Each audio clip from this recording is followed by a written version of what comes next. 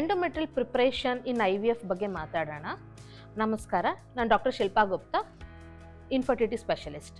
So ನೀವು IVF ಅಂತಂದರೆ ಎಲ್ಲರಿಗೂ ಏನು ಅನ್ಸ್ಬಿಡುತ್ತೆ ಅಂದರೆ IVF ಮುಗೀತಾ, IVF ಸ್ಟಾರ್ಟ್ ಆಯ್ತು ಅಂತ ಭಾಳ ಕ್ವಶನ್ಸ್ ಇರುತ್ತೆ. ಎಗ್ ಪಿಕಪ್ ಆದಮೇಲೆ ಅದನ್ನು ಎಂಬ್ರಿಯೋ ಭ್ರೂಣ ಮಾಡ್ಕೊತೀವಿ. ಆ ಭ್ರೂಣನ ಟ್ರಾನ್ಸ್ಫರ್ ಮಾಡೋದಕ್ಕೆ ನಾವು ಎಂಬ್ರಿಯೋ ಟ್ರಾನ್ಸ್ಫರ್ ಅಂತೀವಿ. ಇದರಲ್ಲಿ ಫ್ರೆಶ್ ಟ್ರಾನ್ಸ್ಫರ್ ಆಗಿರ್ಬೋದು, ಫ್ರೋಝನ್ ಟ್ರಾನ್ಸ್ಫರ್ ಆಗಿರ್ಬೋದು, ಇದೇ ಒಂದು ಸಪ್ರೇಟ್ ಟಾಪಿಕ್.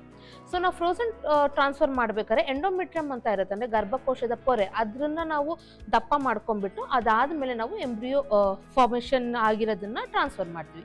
ಸೊ ಈ ಎಂಡೋಮೆಟ್ರಿಯಮ್ ನಾವು ಥಿಕ್ ಮಾಡ್ಕೊಬೇಕಾದ್ರೆ ಅಥವಾ ದಪ್ಪ ಐಡಿಯಲ್ ಸೈಜ್ ಬರೋದಕ್ಕೆ ಒಂದು ಸ್ವಲ್ಪ ಮಾತ್ರೆಗಳನ್ನ ಡೇ 2 ಇಂದ ಸ್ಟಾರ್ಟ್ ಮಾಡ್ತೀವಿ. ಸೊ ಡೇ 2, ಡೇ 3 ಡಾಕ್ಟರ್ ನಿಮಗೆ ಸ್ಕ್ಯಾನ್ ಮಾಡಿಬಿಟ್ಟು ಸಿಸ್ಟ್ ಇದೆಯಾ ಅಥವಾ ಎಂಡೋಮೆಟ್ರಿಯಮ್ ಹೇಗಿದೆ, ಬೇರೆದೇನಾದರೂ ಪ್ರಾಬ್ಲಮ್ ಇದೆಯಾ ಅಂತ ನೋಡಿಬಿಟ್ಟು ಹಾರ್ಮೋನ್ ಲೆವೆಲ್ ನೋಡ್ಕೊಂಡ್ಬಿಟ್ಟು ದೆನ್ ಈಸ್ಟ್ರೋಜನ್ ಅಂತ ಟ್ಯಾಬ್ಲೆಟ್ ಕೊಡ್ತಾರೆ. ಎಲ್ಲರಿಗೂ ಗೊತ್ತು, menses first 14 to 15 days oestrogen roll ಆಗುತ್ತೆ, last 14 to 15 days progesterone roll ಆಗುತ್ತೆ.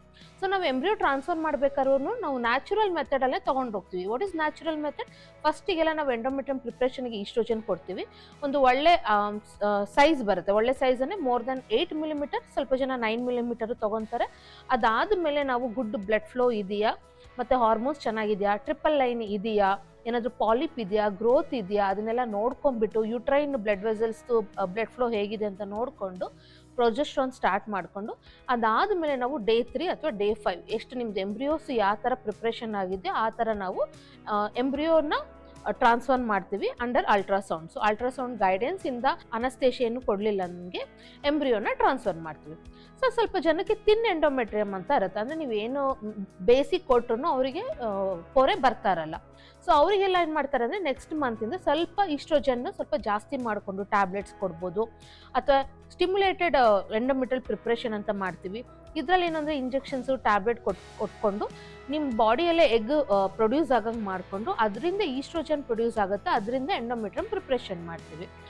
ಇದು ಮಾಡಿದ್ರೂ ಒಬ್ಬೊಬ್ರಿಗೆ ಆಗಲಿಲ್ಲ ಆದಾಗ ನಾವು ಅವರಿಗೆ PRP ಅಂತ ಮಾಡ್ತೀವಿ. PRP ಅಂದರೆ ಪ್ಲೇಟ್ಲೆಟ್ ರಿಚ್ ಪ್ಲಾಸ್ಮಾ. ನಿಮ್ಮಲ್ಲಿರೋ ಬ್ಲಡ್ಡನ್ನು ತೊಗೊಂಡು ಅದರಲ್ಲಿ ಪ್ಲೇಟ್ಲೆಟನ್ನು ಸೆಗ್ರಿಗೇಟ್ ಮಾಡಿ ಆ ಪ್ಲೇಟ್ಲೆಟ್ನ ಕೆಳಗಿಂದ ಯೂಟ್ರಸ್ಸಿಗೆ ಇಂಜೆಕ್ಟ್ ಮಾಡ್ತೀವಿ. ಇದು ಡೈರೆಕ್ಟಾಗಾರ ಇಂಜೆಕ್ಟ್ ಮಾಡ್ಬೋದು, ಇಲ್ಲ ಹಿಸ್ಟ್ರೋಸ್ಕೋಪಿಯಲ್ಲಿ PRP ಮಾಡಿಕೊಂಡು ಅದರಿಂದನೂ ತುಂಬ ಜನಕ್ಕೆ ಎಂಡೋಮೆಟ್ರಿಯಮ್ ಚೆನ್ನಾಗಿ ಬರುತ್ತೆ, ಅದರಿಂದ ನಾವು ಟ್ರಾನ್ಸ್ಫರ್ ಮಾಡ್ತೀವಿ. ಸೊ ಎಲ್ಲರಿಗೂ ಅರ್ಜೆಂಟ್ ಇರುತ್ತೆ, ಈಗಲೇ ಬಂದಿಲ್ಲ ಹಾಗೇ ಬಂದಿಲ್ಲ ಅಂತ. ಬಟ್ ವೆರಿ ಗುಡ್ ಎಂಡೋಮೆಟ್ರಿಯಮ್ ತುಂಬಾ ಇಂಪಾರ್ಟೆಂಟ್ ಆಗುತ್ತೆ ನಮಗೆ, ಗುಡ್ ಇಂಪ್ಲಾಂಟೇಷನ್ ಅಥವಾ ಗುಡ್ ಸಕ್ಸಸ್ ರೇಟು ಬೇಬಿಗೆ ಎಲ್ಲ. ಸೊ ಒಂದು ಅರ್ಥ ಮಾಡ್ಕೊಬೇಕು, ನಾವು ಬೀಜ ಹಾಕ್ತಿದ್ದಂಗೆ ಎಲ್ಲ ಮರ ಆಗಲ್ಲ, ಬಟ್ ಬೀಜ ಹಾಕ್ಬೇಕಾದ್ರೆ ನಾವು ಅಲ್ಲಿರೋ ಭೂಮಿ ತಾಯಿನ ಚೆನ್ನಾಗಿ ಮಾಡ್ಕೊಬೇಕು. ಆ ಭೂಮಿ ತಾಯಿನೇ ಎಂಡೋಮೆಟ್ರಿಯಮ್ಮು ಅಥವಾ ಯೂಟ್ರಸ್ ಲೇಯರ್ ಅಂತ ಹೇಳ್ಬೋದು. ಸ್ವಲ್ಪ ಸಮಾಧಾನವಾಗಿದ್ದರೆ ಅದು ಬಂದೇ ಬರುತ್ತೆ.